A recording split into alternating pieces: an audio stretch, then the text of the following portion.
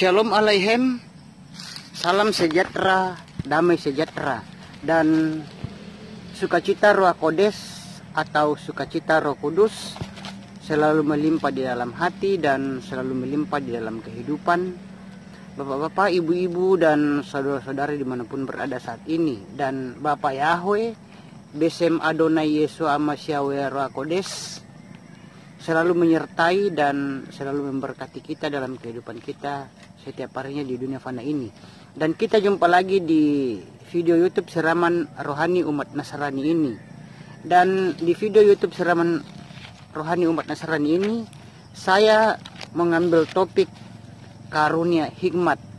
Jadi topik pembicaraan kita di Siraman Rohani Umat Nasrani ini adalah karunia hikmat.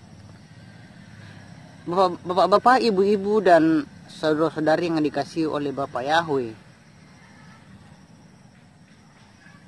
di sini kita akan menguraikan tentang karunia berkata-kata dengan hikmat. Dan saudara-saudara yang dikasihi oleh Bapak Yahweh, firman Bapak Yahweh berkata, justru oleh karena Roh Kodes atau Roh Kudus itulah yang memberikan karunia hikmat. Dan firman Tuhan juga, saudara-saudara, baiklah kita, saudara-saudara, bapak-bapak, ibu-ibu, dan saudara-saudari dimanapun berada saat ini, kita baca dulu apa yang dikatakan oleh 1 Korintus 12 ayat 4 sampai 8. Saya bacakan dulu di sini 1 Korintus 12 ayat 4 sampai 8 berbunyi, dan ada keanekaragaman karunia, tetapi rohnya sama, dan ada keanekaragaman pelayanan, tetapi Tuhannya sama. Juga ada keanekaragaman pekerjaan, tetapi Elohimnya adalah sama, yang mengerjakan semua dalam semuanya. Namun kepada masing-masing diberikan pernyataan roh untuk kepentingan bersama. Sebab melalui roh kepada yang seorang diberikan perkataan hikmat, dan kepada yang lain melalui roh yang sama perkataan pengetahuan. Saya bacakan sekali lagi, saudara-saudara, di 1 Korintus 12 ayat 4 sampai 8 berbunyi, dan ada keanekaragaman karunia, tetapi rohnya sama, dan ada keanekaragaman pelayanan, tetapi Tuhannya sama. Juga ada keanekaragaman pekerjaan, tetapi Elohimnya adalah sama, yang mengerjakan semua dalam semuanya.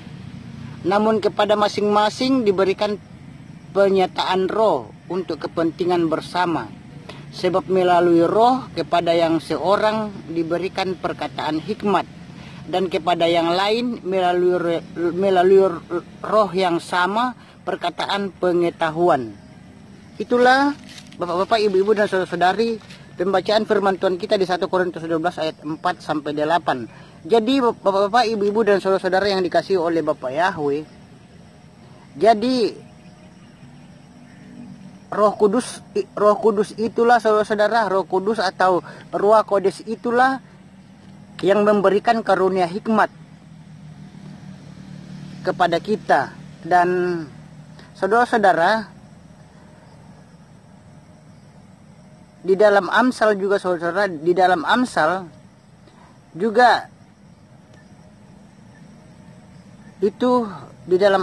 juga itu mengatakan bahwa Tuhan menciptakan langit dan bumi dan segala isinya, dan itu semuanya diciptakannya dengan hikmat. Dan itu tertulis di dalam Amsal 3 ayat 19 sampai 20. Kita bacakan dulu, saudara-saudara, Amsal Sulaiman 3 ayat 19 sampai 20. Apa yang dikatakan oleh Amsal Sulaiman? Apa yang dikatakan oleh Amsal 3 ayat 19 sampai 20? Saya bacakan di sini. Ayat 19, Yahweh mendasari bumi dengan hikmat dan mendasari langit dengan pengertian. Ayat 20, kedalaman dipecahkan dengan pengetahuannya dan awan menitikkan embun. Saya bacakan sekali lagi saudara-saudara di Amsal 3 ayat 19 sampai 20. Ayat 19, Yahweh mendasari bumi dengan hikmat dan mendasari langit dengan pengertian. Ayat 20, ke dalam dipecahkan dengan pengetahuannya dan awan menitikkan embun. Itulah saudara-saudara yang dikasih oleh Bapak Yahweh pembacaan kita di Amsal 3 ayat 19 sampai 20. Jadi Tuhan itu menciptakan langit dan bumi dan segala isinya, itu semuanya diciptakannya dengan hikmat saudara-saudara. Dan saudara-saudara dengan hikmat meletakkan dasar bumi dan langit dan segala isinya. Dan itulah yang dilakukan Tuhan kita Bapak Yahweh saudara-saudara. Dan saudara-saudara di sini saya bisa ambil contoh saudara-saudara. Saya juga bisa ambil contoh saudara-saudara di sini, umpamanya kalau kita bisa ambil contoh misalnya kalau di Sumatera saudara-saudara. Di Sumatera itu ada harimau dan di situ saudara-saudara tidak ada binatang buas yang sama dengan harimau. Tidak ada binatang buas yang sama galaknya dengan harimau, yaitu singa saudara-saudara. Dan saudara-saudara yang dikasih oleh Bapak Yahweh, contoh yang lain juga, misalnya itu di Sungai Nil. Di Sungai Nil itu saudara-saudara ada banyak buaya. Ada banyak buaya di Sungai Nil. Dan ada juga kuda Nil. Tetapi saudara-saudara, kuda Nil ini tidak memakan daging. Kuda Nil tidak memakan daging. Dan saudara-saudara, kuda Nil itu tidak memakan daging. Tetapi ya, kalau kuda Nil itu memakan daging, maka habislah saudara-saudara buaya yang dimakan oleh kuda Nil. Tetapi kuda Nil saudara-saudara, kuda Nil dengan hikmat dari Bapak Yahweh, kuda Nil itu harus keluar dari Sungai Nil untuk makan rumput, sehingga kuda Nil dengan buaya bisa hidup berdampingan. Jadi saudara, kalau buaya dan kuda Nil hidup bersama, buaya dan kuda Nil itu sama-sama di Sungai Nil, dan kuda Nil ini mau makan buaya, maka habislah buaya di Sungai Nil tersebut saudara-saudara. Tetapi karena dengan hikmat dari Bapak Yahweh saudara-saudara, kuda Nil itu harus merelakan keluar dari Sungai Nil untuk makan rumput, sehingga kuda Nil dengan buaya itu hidup bisa berdampingan. Dan kita bisa ambil contoh lain saudara-saudara, kita juga bisa ambil contoh lain. Misalnya langit dan bumi dan segala isinya ini, semua binatang-binatang dan tanaman-tanaman itu Bapak Yahweh ciptakan semuanya itu semuanya itu diciptakan Bapak Yahweh dengan penuh hikmat, kebijaksanaan. Dan hikmat itu saudara-saudara yang dikasih oleh Bapak Yahweh, hikmat itu adalah milik Bapak Yahweh sendiri. Dan hikmat itu saudara-saudara adalah kekal selama-lamanya. Dan saudara-saudara juga kita bisa punya contoh yang lain, misalnya kepada umat manusia. Bagaimana firman Bapak Yahweh berkata di dalam kitab Tawarik dan juga di dalam kitab Raja-Raja. Saudara-saudara, di dalam kitab Tawarik dan dalam kitab Raja-Raja, di sini diceritakan waktu Salomo dilantik jadi raja bangsa Israel, menggantikan ayahnya Raja Daud. Di sini saudara-saudara diceritakan Salomo berdoa kepada Bapak Yahweh, meminta hikmat Salomo, dan Salomo berdoa kepada Bapak Yahweh, meminta hikmat. Dan di sini saudara-saudara, Salomo itu dalam doanya itu, doa Salomo tidak meminta yang namanya kekayaan, tidak meminta umur panjang, tetapi Salomo itu hanya meminta hikmat dari Bapa Yahweh, sehingga Bapa Yahweh berkenan kepada permintaan Salomo.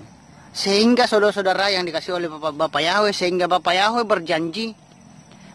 berjanji, sesungguhnya meskipun engkau Salomo tidak meminta kekayaan, tetapi aku akan memberikan kekayaan lebih kaya dari yang lain. Dan sebelum engkau Salomo lahir, tidak ada yang kaya seperti engkau Salomo. Dan sesudah Salomo juga nantinya meninggal dunia, saudara-saudara, tidak ada seperti Salomo kekayaannya. Dan umur panjang pun Bapa Yahweh berikan kepada Salomo. Itulah yang dikatakan Bapa Yahweh kepada Salomo, saudara-saudara. Dan jadi saudara-saudara yang dikasih oleh Bapa Yahweh, betapa hebat saudara-saudara, betapa hebat hikmat yang dari Bapa Yahweh ini, saudara-saudara. Dan ini dibuktikan dalam kerajaan Salomo, waktu Salomo menghadapi, ini juga dibuktikan dalam kerajaan Salomo waktu Salomo menghadapi dua orang. Salomo menghadapi dua orang ibu yang mempunyai anak sama-sama melahirkan. Jadi di sini Salomo itu menghadapi dua orang ibu yang mempunyai anak, sama-sama melahirkan satu rumah, dalam satu rumah, sehingga si ibu ini yang satu anaknya mati karena kena tidur. Jadi sementara ibunya tidur, bayinya itu mati karena kena tidurnya, saudara-saudara, kena tidurnya, sehingga anaknya mati. Dan satu orang lagi, dan ibu yang satu orang lagi itu anaknya hidup, sehingga saudara-saudara mereka bertengkar. Si ibu ini mereka bertengkar, memperebutkan anaknya yang hidup ini, saudara-saudara, oleh anak yang hidup ini. Dan yang satu mengatakan, ini anak saya. Si ibu yang satu lagi mengatakan, ini anak saya. Jadi mereka bertengkar memperebutkan satu anak yang masih hidup tersebut. Dan saudara-saudara diceritakan, maka tiba-tiba sampailah berita itu ke telinga Raja Salomo. Dan Raja Salomo dengan hikmat dari Bapa Yahweh, Salomo berkata kepada tentaranya, Salomo berkata kepada prajuritnya bahwa Salomo berkata kepada tentaranya dan prajuritnya, bawalah pedang supaya kita potong dua anak itu. Kita potong dua anak itu, sehingga yang punya anak yang hidup berkata, Baginda Raja Salomo jangan dibunuh, saudara-saudara. Bapak-bapak, ibu-ibu dan saudara-saudara yang dikasih oleh Bapa Yahweh. Jadi di sini diceritakan bahwa Salomo berkata kepada tentaranya atau prajuritnya, bawalah pedang supaya kita potong dua anak itu. Potong dua anak itu saja. Sehingga saudara-saudara yang punya anak, yang ibu yang punya anak yang masih hidup tersebut berkata, Baginda Raja Salomo, saya mohon jangan dibunuh anak itu. Belas kasihanilah dia, biarkanlah anak itu sehat, biarkanlah anak yang masih hidup itu panjang umur, dan biarkanlah hidup Maka saudara-saudara, dengan hikmat dari Bapa Yahweh, dengan hikmat dari Bapa Yahweh, Salomo berkata, yang punya anak yang hidup adalah ibu yang berkata belas kasihan. Biarkanlah anak itu hidup. Tapi saudara-saudara, ibu yang satu lagi, dia berkata dengan emosinya, dengan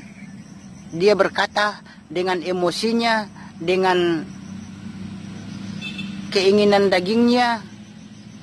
Dia berkata, biarlah dipotong dua supaya adil. Tetapi saudara-saudara, dengan hikmat dari Bapa Yahweh, Salomo berkata, yang punya anak yang hidup adalah, yang punya anak yang masih hidup itu adalah ibu yang berkata belas kasihanilah. Biarkanlah anak itu hidup. Jadi saudara-saudara, jadi jelaslah di sini bahwa hikmat dari Bapa Yahweh kepada Salomo, yaitu kepada ibu yang mempunyai belas kasihan anak itu. Biarkanlah sehat, panjang umur, dan anak itu dikembalikan kepada ibu yang mempunyai belas kasihan. Dan saudara-saudara yang dikasihi oleh Bapa Yahweh, sesudah bangsa Israel mendengar hikmat dari Bapa Yahweh kepada Salomo, maka mereka itu semuanya takjub kepada Salomo dan takut kepada Salomo. Dan mereka segan dan tunduk kepada Raja Salomo. Dan bukan hanya itu, saudara-saudara yang dikasihi oleh Bapa Yahweh, bukan hanya itu. Seluruh dunia, raja-raja dan seluruh dunia itu berada, seluruh dunia, raja-raja dan seluruh dunia itu, saudara-saudara, berdatangan semuanya. Semua raja-raja dari seluruh dunia itu berdatangan semua itu untuk melihat hikmat dari Bapa Yahweh yang ada pada Raja Salomo. Dan bukan hanya, saudara-saudara, mereka bukan hanya datang dengan biasa-biasa saja, tapi mereka itu datang dengan membawa harta benda mereka, seperti emas, intan, perhiasan, dan kayu, saudara-saudara. Kayu, yaitu kayu aras yang bagus-bagus. Kayu itu, saudara-saudara, misalnya kayu saitun, kayu. Mereka itu juga selain membawa perhiasan, mereka juga membawa kayu saitun dan kayu-kayu aras.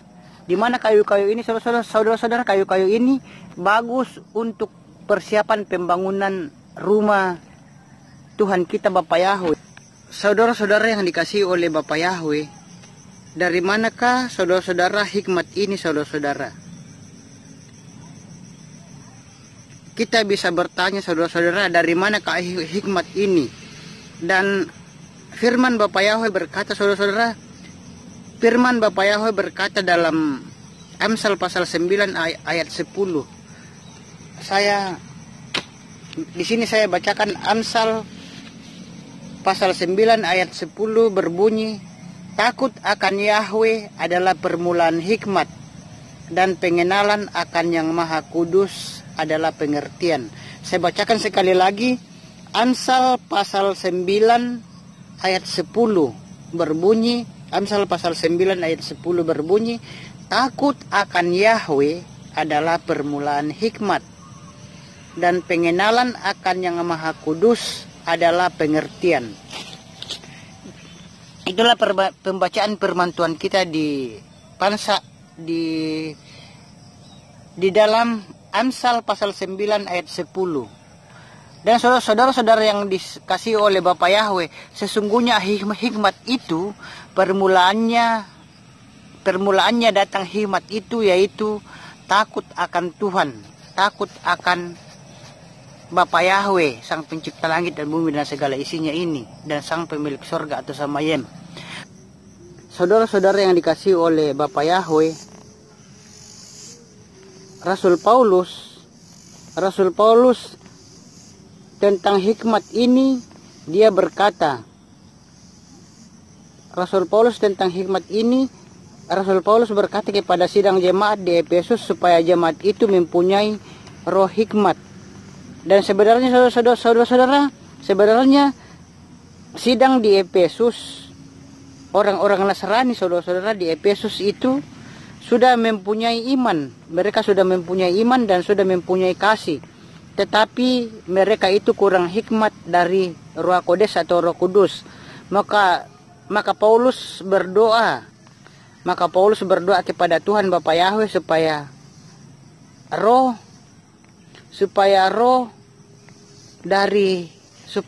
dari Roh Kudus ada sama jemaat yang ada di Efesus. Ada supaya Roh Kudus itu ada sama jemaat yang ada di Efesus.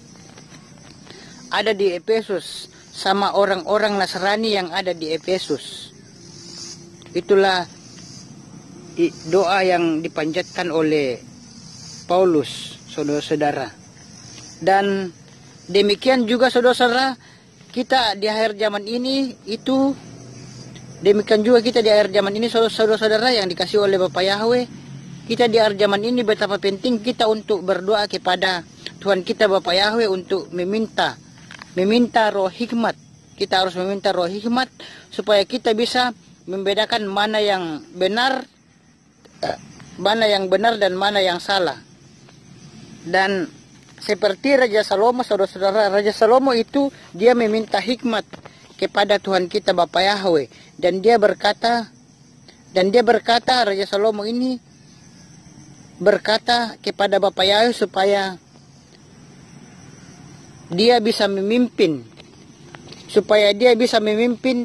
umat Israel itu, karena dia masih muda dan supaya bisa membedakan mana yang salah dan mana yang benar. Itulah doa Salomo kepada Tuhan kita Bapa Yahweh saudara-saudara. Dan saudara-saudara yang dikasih oleh Bapa Yahweh, jadi doa Salomo itu kepada Bapa Yahweh, dia berkata supaya dia memohon supaya dia bisa memimpin umat Israel itu, di mana dia itu masih muda saudara-saudara, dan bisa membedakan, supaya bisa dengan hikmat dia bisa membedakan mana yang salah dan mana yang benar, dan bisa membedakan mana yang baik dan mana yang tidak baik. Itulah doa yang dipanjatkan Raja Salomo kepada Tuhan kita Bapa Yahweh. Jadi saudara-saudara yang dikasihi oleh Bapa Yahweh, kita pun dimanapun kita berada saat ini, kita pun yang hidup di akhir zaman ini saudara-saudara, itu betapa penting kita minta hidup dari Yahweh. Dan saudara-saudara, kita juga itu kita harus meminta hidup dari Bapa Yahweh kita. Dan saudara-saudara, Yesua juga saudara-saudara, Yesua juga di dalam Lukas 21 ayat 13 sampai 5 itu mengatakan bahwa di akhir zaman ini saudara-saudara, di akhir zaman ini banyak penderitaan, banyak kesusahan. Di akhir zaman ini banyak penderitaan, banyak kesusahan. Kita yang memberitakan Injil nantinya saudara-saudara, kita yang memberitakan Injil nantinya akan ada kalanya seperti kisah para rasul. Kita akan ditangkap, kita akan dibawa kepada pengadilan, kita akan diserahkan oleh keluarga, kita akan diserahkan oleh teman-teman kita kepada pemerintah atau kepada orang-orang yang tidak bertanggung jawab saudara-saudara. Dan kita juga itu akan diadili seperti rasul-rasul dalam kisah para rasul. Dan saudara-saudara yang dikasih oleh Bapak Yahweh, janganlah kita cepat-cepat menjawab dengan daging. Janganlah kita cepat-cepat menjawab dengan daging, dengan keinginan daging, dengan emosi. Tapi saudara-saudara, Tuhan kita Yesus itu berkata, berdoalah.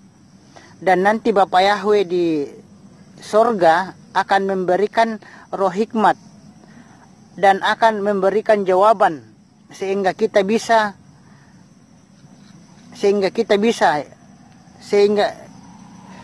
roh Yahweh akan memberikan kita roh hikmat. Bapa Yahweh di sorga akan memberikan kita, saudara-saudara, roh hikmat dan akan memberikan kita jawaban. Dan roh hikmat itu saudara-saudara, roh hikmat yang diberikan oleh Bapa Yahweh itu akan menjadi jawaban kita, yang benar, sehingga kita itu saudara-saudara tidak bisa dilawan oleh siapapun yang memanggil kita. Dan saudara-saudara yang dikasih oleh Bapa Yahweh, bahkan Yesua juga itu berkata, satu rambut pun tidak bisa tercabut kalau Tuhan kita Bapa Yahweh tidak kehendaki. Jadi saudara-saudara, betapa hebatlah saudara-saudara yang dikasih oleh Bapa Yahweh, betapa hebat hikmat dari Tuhan kita Bapa Yahweh. Demikian juga saudara-saudara, Bapa Yahweh juga itu dia katakan dalam Wahyu pasal 13 tentang tanda-tanda antikris. Dalam Wahyu pasal 13 tentang tanda-tanda antikris atau 666. Dan saudara-saudara, banyak iblis mempergunakan ini saudara-saudara supaya manusia ketakutan. Dan saudara-saudara yang dikasih oleh Bapa Yahweh, jadi kalau manusia sudah ketakutan oleh karena dicap 666, sehingga imannya itu tidak teguh lagi. Dan itulah saudara-saudara sebabnya maka di bawahnya itu ditulis, biarlah hikmat yang dari Yahweh itu untuk mengartikan apa arti daripada 666. Jadi saudara-saudara yang dikasih oleh Bapa Yahweh, banyak iblis mempergunakan ini saudara-saudara, supaya banyak iblis mempergunakan 666 ini saudara-saudara, supaya manusia itu merasa ketakutan. Dan kalau manusia itu sudah ketakutan oleh karena dicap 666, sehingga imannya itu tidak teguh lagi, imannya goyah, dan itulah sebabnya maka di bawahnya itu saudara-saudara, di bawahnya itu ditulis biarlah hikmat yang dari Bapa Tuhan kita Bapa Yahweh yang mengartikan apa arti daripada 666. Saudara-saudara yang dikasih oleh Bapa Yahweh, apakah arti dari 66 itu, saudara-saudara?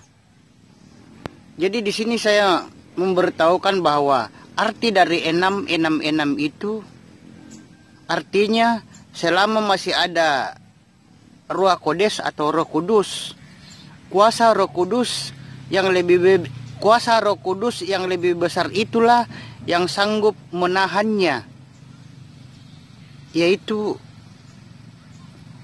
kuasa antikris.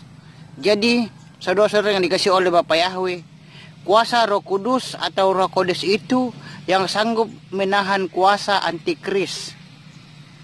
Dan biarpun ada saudara-saudara, apabila suatu waktu kita menjumpai ada cap 666, tetapi masih ada Roh Kodes atau Roh Kudus, itu tidak berlaku bagi kita saudara-saudara, karena kuasa Roh Kodes atau kuasa Roh Kudus sanggup menahan kuasa antikris. Itulah sebabnya saudara-saudara yang dikasihi oleh Bapa Yahweh, marilah kita agar kita selalu dipenuhi oleh Ruach Kodes atau Roh Kudus dan dipimpin oleh Roh Kudus. karena saudara-saudara itulah yang menjadi penolong bagi kita. Seperti doa Yesua dalam Injil Yohanes 14 ayat 16 dan 17. Dan saudara-saudara, selama-lamanya Roh Kudus itu diam di dalam roh kita. Jadi saudara-saudara yang dikasih oleh Bapa Yahweh, selama-lamanya Roh Kudus itu atau Ruach Kodes itu diam di dalam roh kita masing-masing untuk melawan musuh. Dan musuh saudara-saudara yaitu musuh iblis atau musuh setan. Dan itulah sebabnya saudara-saudara yang dikasih oleh Bapa Yahweh, itulah sebabnya betapa penting kita harus menerima hikmat dari Tuhan kita Bapa Yahweh. Dan juga Yakobus itu saudara-saudara berbicara hikmat dari sorga. Yakobus juga saudara-saudara berbicara hikmat dari atas sorga. Dan ada tujuh di sini saudara-saudara, ada 7 di sini tanda hikmat dari Yahweh itu. 7 tanda hikmat dari Yahweh itu. Yang pertama adalah murni. Murni artinya hatinya bukan karena disogok, bukan karena kenal, tapi murni dari roh Yahweh. Murni saudara-saudara, murni asli, bukan kepura-puraan dan atau bukan KW. Itu murni kuasa dari Ruach Kodes atau Roh Kudus. Seperti Yesua murni mengasihi manusia, bukan karena niatnya. Saudara-saudara, bukan karena niatnya kita baik. Seperti kita ambil contoh Paulus. Paulus mau membunuh orang Nasrani, orang Kristen. Dan Paulus saudara-saudara mau membunuh orang Nasrani, orang Kristen kembali dan sudah berhasil membunuh. Dan Paulus ini saudara-saudara, Paulus ini sudah berhasil membunuh Stefanus. Tetapi di tengah jalan merencanakan kejahatan.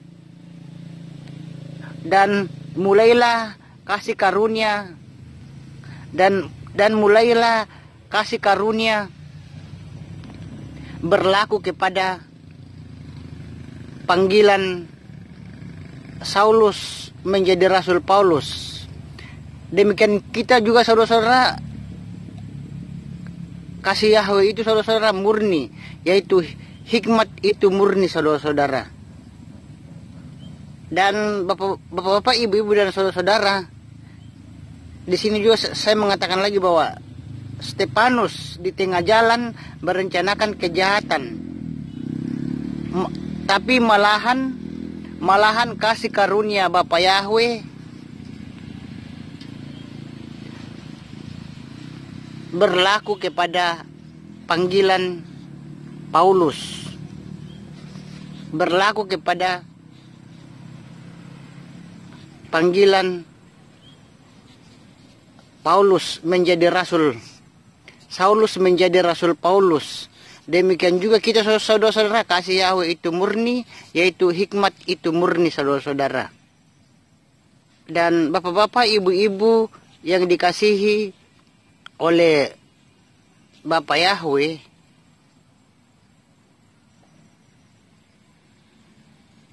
yang kedua adalah pendamai. Jadi hikmat dari atas surga ada 7. Yang pertama tadi adalah murni dan yang kedua adalah pendamai.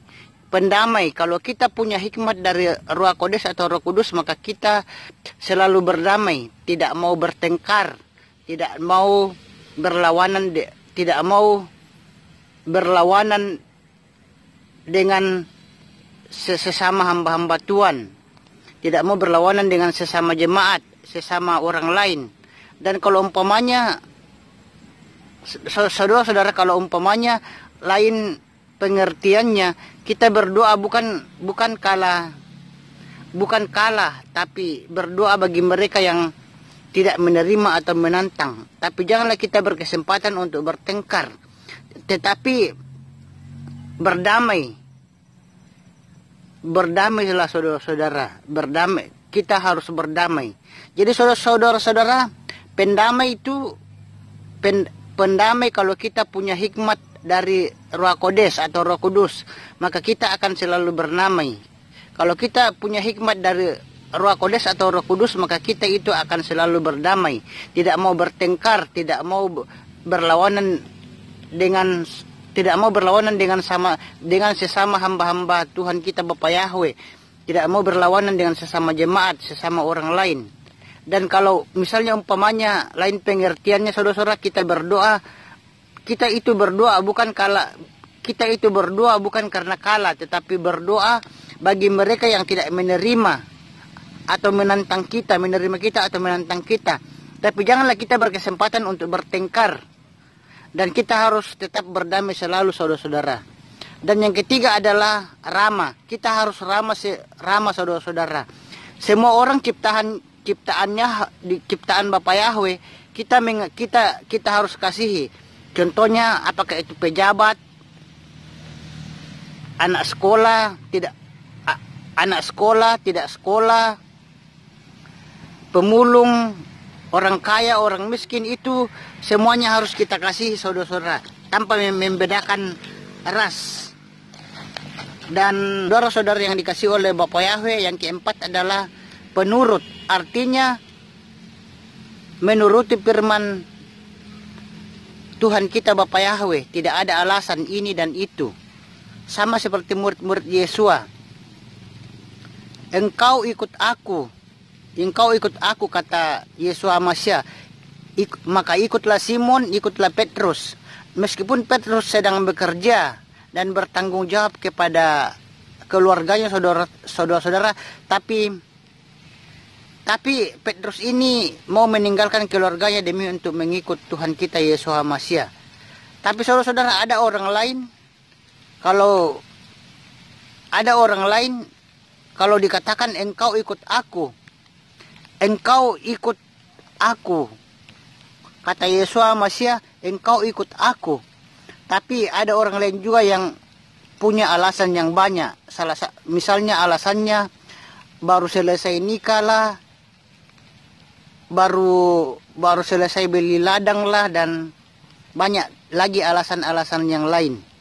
Mungkin alasan-alasan yang lainnya keluarga saya ada yang sakit lah, dan alasan-alasan yang lain. Jadi saudara-saudara, kalau kita dipanggil oleh Tuhan kita Yesua Masya, kita harus segera ikut. Meskipun kita harus meninggalkan keluarga kita yang kita kasihi. Kita tidak boleh memiliki atau mempunyai alasan-alasan. Karena itu tidak berkenan di hadapan Tuhan kita Yesua Masya. Dan bagi kita yang sudah dipanggil, saudara-saudara, apakah kata firman Bapa Yahweh, apa yang dikatakan oleh firman Bapa Yahweh kita lakukan. Dan saudara-saudara, apa yang dikatakan oleh firman Bapa Yahweh kita lakukan. Dan saudara-saudara, dan firman yang Bapa Yahweh katakan itu sesuai dengan pimpinan Roh Kudus, saudara-saudara. Dan bagi kita yang sudah dipanggil, sekali lagi saya mengatakan, bagi kita yang sudah dipanggil, apa kata firman Bapa Yahweh kita lakukan. Yang penting asalkan firman itu, saudara-saudara, sesuai dengan pimpinan Roh Kodes atau Roh Kudus. Dan yang kelima, saudara-saudara, penuh belas kasihan. Kita harus penuh dengan belas kasihan, bukan karena ada hubungan keluarga, bukan karena ada hubungan adat atau hubungan famili atau marga, tapi tetaplah berbelas kasihan kepada orang yang membutuhkan dalam ucapan dan perbuatan kita. Dan yang keenam, buah dan perbuatan, saudara-saudara. Dan buah-buah yang baik adalah banyak. Buah-buah yang baik tidak memihak. Buah-buah yang baik itu, saudara-saudara, buah-buah yang baik itu tidak memihak atau tidak munafik. tetapi benar-benar sesuai dengan firman Tuhan kita Bapa Yahweh. Itulah sebabnya saudara-saudara bahwa hikmat itu marilah kita minta kepada Tuhan kita Bapa Yahweh. Kita harus meminta hikmat itu kepada Tuhan kita Bapa Yahweh dengan rendah hati, dengan pengakuan dosa, dan Ruach Kodes atau Roh Kudus bekerja. Maka hikmat dari Bapa Yahweh bekerja kepada kita. Dan yang terakhir, Paulus berkata, yang ketujuh, terakhir Paulus berkata dalam Kolose 2 ayat 3 bahwa harta hikmat itu semua terkumpul dalam Yeshua HaMashiach. Dan Yeshua HaMashiach ada dalam diri kita dengan mengimaninya. Maka hikmat itu akan bekerja. Jadi saudara-saudara, saya katakan bahwa dalam Kolose 2 ayat 3 bahwa mengatakan bahwa harta hikmat itu semua itu terkumpul dalam Yeshua HaMashiach. Dan Yeshua HaMashiach ada dalam diri kita dengan ada dalam diri kita masing-masing dengan mengimaninya. Maka hikmat itu akan bekerja. Dan marilah kita, saudara-saudara, dimanapun berada saat ini, marilah kita untuk selalu setia sampai akhir dengan penuh hikmat, bijaksana. Dan Bapa Yahweh memberkati kita dimanapun kita berada. Amin. Sekian, sampai jumpa lagi di video yang lain dengan topik yang lain. Dan Bapa Yahweh bersama Adonai Yesus Amasya Ruach Kodes, dan Bapa Yahweh sang pencipta langit dan bumi dan segala isinya, dan sang pemilik surga atau Samayem, selalu menyertai dan memberkati kita dalam kehidupan kita setiap harinya di dunia fana ini. Dan sampai jumpa lagi di video yang lain dengan topik yang lain. Sampai jumpa.